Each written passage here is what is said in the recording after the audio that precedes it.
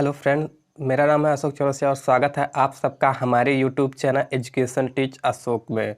तो फ्रेंड्स, आज जो है हम आप लोगों के लिए एक बहुत ही ज़्यादा इम्पोर्टेंट टॉपिक लेकर आए हैं और इस टॉपिक से पेपर में अक्सर क्वेश्चन पूछे जाते हैं।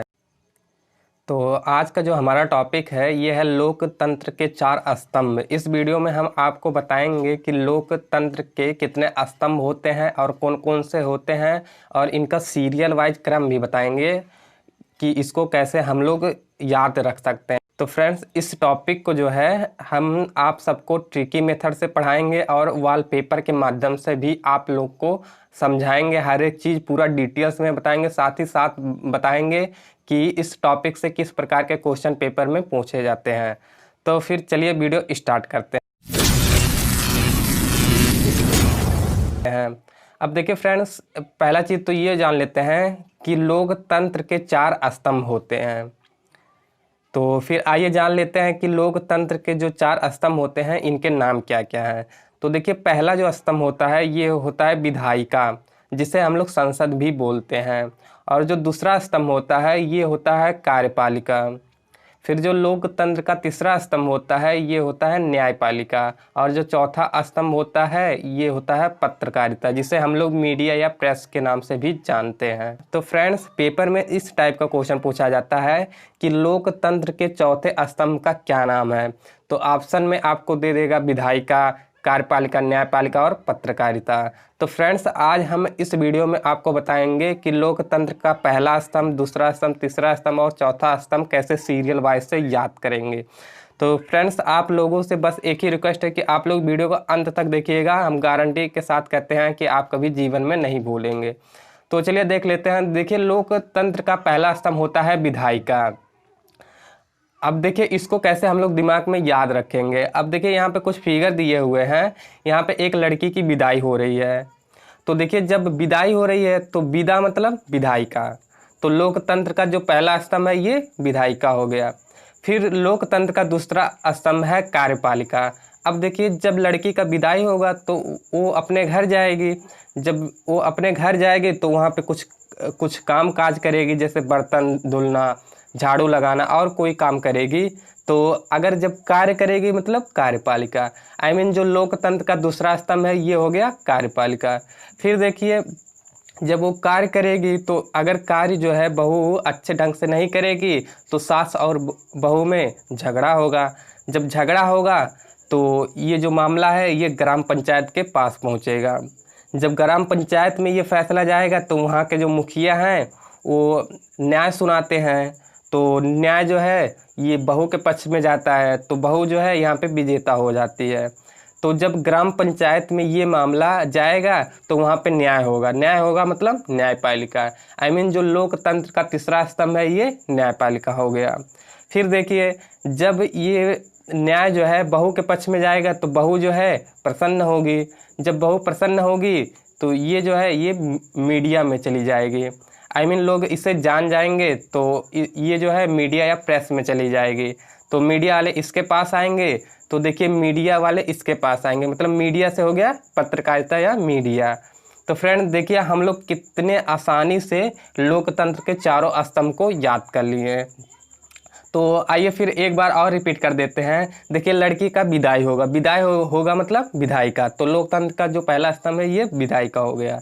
फिर जब विदाई होगा तो वो अपने घर जाएगी। तब जब लड़की जो है घर जाएगी तो वहाँ पे कुछ काम काज करेगी, तो कार्य करेगी मतलब कार्यपालिका। फिर जब कार्य करेगी तो कार्य जो है अच्छे ढंग से नहीं करेगी तो सास बहू में झगड़ा होगा तो ये जो मामला है ये ग्राम पंचायत में जाएगा। तो ग्राम पंचायत में जाएगा तो वहाँ पे न्याय सुनाया जाएगा। तो देखिए, न्याय सुनाया जाएगा मतलब न्यायपालिका। तो लोकतंत्र का जो तीसरा स्तंभ है ये हो गया न्यायपालिका। जब न्याय सुनाया जाएगा तो बहू जो है खुश हो जाएगी और ये हाईलाइट हो जाएगी। जब हाईलाइट हो जाएगी तो इसके पास पत्रकारिता या मीडिया या प्रेस वाले आएंगे। तो जब प्रेस वाले आएंगे, प्रेस से हो गया प्रेस मेरा। तो लोकतंत्र का जो चौथा स्तंभ है ये हो गया प्रेस या पत्रकारिता या मीडिया। तो फ्रेंड देखिए, हम लोग कितना आसानी से इसका सीरियल वाइज नंबर भी याद कर लिए हैं। तो फ्रेंड्स, अगर आप लोगों को वीडियो पसंद आता होगा तो वीडियो को ज़रूर लाइक और शेयर कीजिएगा। तो फिर आइए जान लेते हैं फ्रेंड्स, विधायिका क्या होता है, क्या कार्यपालिका होता है, इन सब के बारे में पूरा डिटेल्स जान लेते हैं और इस टॉपिक से कैसे क्वेश्चन पूछे जाते हैं इसके बारे में भी जान लेते हैं। तो देखिए फ्रेंड्स, हम लोग पहले जानते हैं कि लोकतंत्र का पहला स्तंभ, इसके बारे में पूरा डिटेल्स में जानते हैं। तो फ्रेंड्स, पहला पॉइंट जो है ये है लोकतंत्र का पहला स्तंभ। तो लोकतंत्र का जो पहला स्तंभ है ये है विधायिका। और जो दूसरा पॉइंट है ये जान लेते हैं कि विधायिका का काम क्या होता है। तो विधायिका जो है इसका काम होता है कानून बनाना। फिर थर्ड पॉइंट ये है कि कानून कौन बनाता है। तो जनता द्वारा चुने गए लोग कानून बनाने का काम करते हैं। तो जो लोग जनता द्वारा चुने जाते हैं जैसे कि संसद, तो ये जो है ये कानून बनाते हैं। और लोकतंत्र में जनता मतदान के माध्यम से उन लोगों को चुनती है जो आगे चलकर विधायिका का हिस्सा बनते हैं और कानून बनाते हैं। फिर विधायिका का जो फोर्थ पॉइंट है यह है विधायिका का ये कर्तव्य है कि जो कानून बनाए वह जनता के हित में होना चाहिए और देश के किसी भी समुदाय का शोषण करने वाला नहीं होना चाहिए। फिर इसका पांचवा पॉइंट जान लेते हैं, और जो कानून विधायिका बनाती है वह कानून संसद और प्रजा दोनों पर लागू होते हैं। फिर सिक्स पॉइंट है, तो लोकतंत्र का पहला स्तंभ है विधायिका जो कानून बनाने का काम करती है। तो फ्रेंड्स, हम लोग इसमें जो है विधायिका के बारे में 6 महत्वपूर्ण पॉइंट के बारे में जान गए हैं कि जो विधायिका होती है इसका काम क्या होता है, ये क्या करती है और इसके कर्तव्य क्या होते हैं। तो फ्रेंड्स, जो विधायिका है ये कानून बनाने का काम करती है। तो फिर आइए जान लेते हैं लोकतंत्र के दूसरे स्तंभ कार्यपालिका के बारे में। तो फ्रेंड्स, लोकतंत्र का जो दूसरा स्तंभ है यह है कार्यपालिका। फिर ये जान लेते हैं कि कार्यपालिका का काम क्या होता है। तो कार्यपालिका जो है ये कानून का पालन करवाती है, अर्थात विधायिका द्वारा जो कानून बनाए जाते हैं उनका पालन करना व करवाना ये कार्यपालिका का काम होता है। और इसके साथ ही कार्यपालिका का यह भी कर्तव्य होता है कि वह कानूनों को बरकरार रखे। इसलिए विधायिका द्वारा लोगों के हित में बनाए गए कानून को व्यवहारिक रूप से लोगों तक पहुंचाना और उनका पालन करवाना ही कार्यपालिका का कार्य होता है। फिर फ्रेंड्स, अब देखिए इसमें हम लोग जान गए कि लोकतंत्र का जो दूसरा स्तंभ है यह है कार्यपालिका, और जो कार्यपालिका का काम होता है ये कानून का पालन करती है या कानून का पालन करवाती है। तो फ्रेंड्स, फिर आइए जान लेते हैं कि लोकतंत्र के तीसरे स्तंभ के बारे में। तो फ्रेंड्स, जो लोकतंत्र का तीसरा स्तंभ होता है ये होता है न्यायपालिका। और न्यायपालिका का जो काम होता है ये कानून तोड़ने वालों को दंडित करती है। अर्थात विधायिका जब कानून बनाती है और कार्यपालिका उन कानूनों का पालन करवा रही होती है, लेकिन फिर भी यदि कोई कानूनों का उल्लंघन करता है तो न्यायपालिका उसे दंड देती है, ताकि बाकी सभी लोग कानूनों का पालन करें और कानून तोड़ने के प्रति लोगों में डर का भाव पैदा हो, ताकि एक सभ्य समाज का निर्माण हो सके। तो फ्रेंड्स, ये जो लोकतंत्र का तीसरा स्तंभ है न्यायपालिका, ये जो है ये कानून तोड़ने वालों को दंडित करती है। फिर देखिए फ्रेंड्स, लोकतंत्र का जो तीसरा स्तंभ है यह सुनिश्चित करता है कि कोई भी व्यक्ति या कोई समुदाय या कोई समूह शक्ति के बल पर कानूनों को ना तोड़ सके। कानून सबके लिए समान होने चाहिए, इसलिए लोकतंत्र का तीसरा स्तंभ न्यायपालिका सभी लोगों को, चाहे वह अमीर हो, गरीब हो या किसी भी समुदाय से आते हो, सभी को एक नज़र से देखता है। तो फ्रेंड्स, हम लोग जान गए कि लोकतंत्र का जो तीसरा स्तंभ होता है न्यायपालिका, इसका काम क्या होता है। तो फ्रेंड्स, आइए फिर जान लेते हैं कि लोकतंत्र का चौथा स्तंभ क्या होता है, इसके काम क्या होते हैं, इस टॉपिक से पेपर में कैसे क्वेश्चन आते हैं। तो फ्रेंड्स, जो लोकतंत्र का चौथा स्तंभ होता है यह बहुत ही सबसे महत्वपूर्ण स्तंभ है। इन तीनों स्तंभों में इस स्तंभ को सबसे महत्वपूर्ण स्तंभ माना जाता है।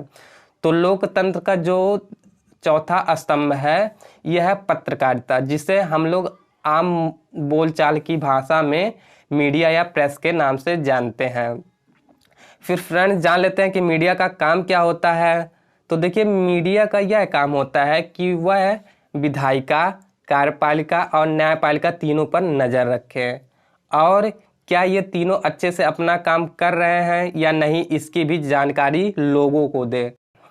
फिर फ्रेंड्स, मीडिया जो लिखित, मौखिक या दृश्यों के रूप में जानकारी जनता तक पहुंचाती है और इन तीनों स्तंभों की निष्ठा और कार्य प्रणाली के बारे में जनता को जानकारी भी देती है। फिर फ्रेंड्स, जान लेते हैं इसके बारे में, यदि कहीं भी किसी भी प्रकार के कानून का उल्लंघन हो रहा हो या गलत कानून बनाया जा रहा हो या कार्यपालिका अपनी शक्ति का गलत इस्तेमाल कर रही हो तो इसकी जानकारी लोकतंत्र के चौथे स्तंभ मीडिया द्वारा दी जाती है। मीडिया जो है इस प्रकार शासन और जनता के बीच मीडिया एक माध्यम के रूप में कार्य करती है। यदि मीडिया अपना काम निष्ठापूर्वक कर रही है या नहीं कर रही है तो इसका निर्णय जो है ये जनता अपने विवेक के आधार पर करती है। तो फ्रेंड्स, इस टॉपिक में हम लोग जान गए कि लोकतंत्र के जो चारों स्तंभ हैं इनके बारे में पूरा डिटेल से जान लिए। फिर फ्रेंड्स, ये जो विधायिका, कार्यपालिका, न्यायपालिका और पत्रकारिता है, इन चारों से बनने वाले लोकतंत्र के घेरों की जो मुख्य कमान होती है ये जनता के हाथों में होती है। तो फ्रेंड्स, आई होप आप सबको वीडियो पसंद आया होगा। तो फ्रेंड्स, अगर वीडियो पसंद आया होगा तो वीडियो को जरूर शेयर कर दीजिएगा। तो फिर चलिए फ्रेंड्स, अगले वीडियो में मिलते हैं, तब तक के लिए जय हिंद, जय भारत।